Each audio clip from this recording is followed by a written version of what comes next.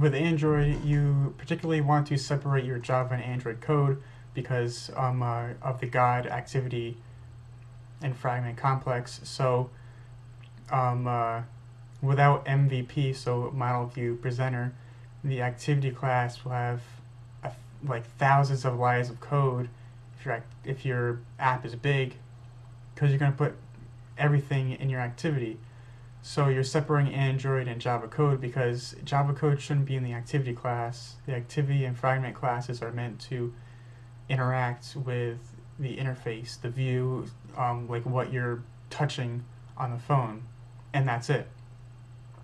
You should be separating the Java code. You should be separating, calling to Firebase, for example. That should be separate from your activity. You should be separating database calls from your activity. They shouldn't be in your activity. The activity is only meant for like clicking on buttons and getting the text view, text, stuff like that.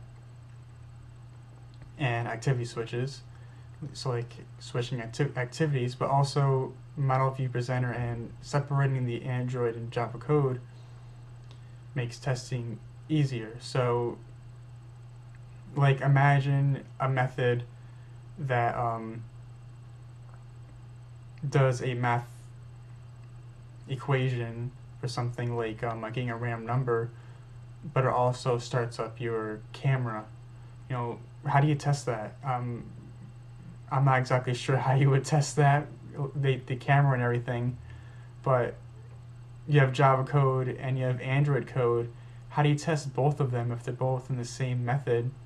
And plus with the camera view, you need dependencies, so that one test to test the camera and the Java code is going to be a lot of lines of code just to test those two things in that one method. So that's why you separate them both. So if you want to test if the camera actually works good or it turns on, you only have to work with the camera, and that's it. If you want to work on a math equation or something or an algorithm, you only work with Java. So you kind of separate them both because they are separate. Android and Java are very separate. You may think that they're both Java, but Android is kind of like it's Java, but it's not Java. They're separate. They should be tested separately.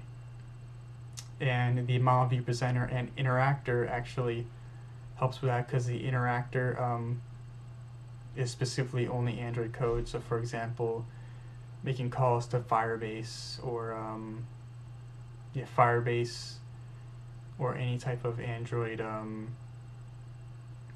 any other library specifically for Android that doesn't work for Java, you put that in your interactor, and that's it. That's why you separate Java and Android code.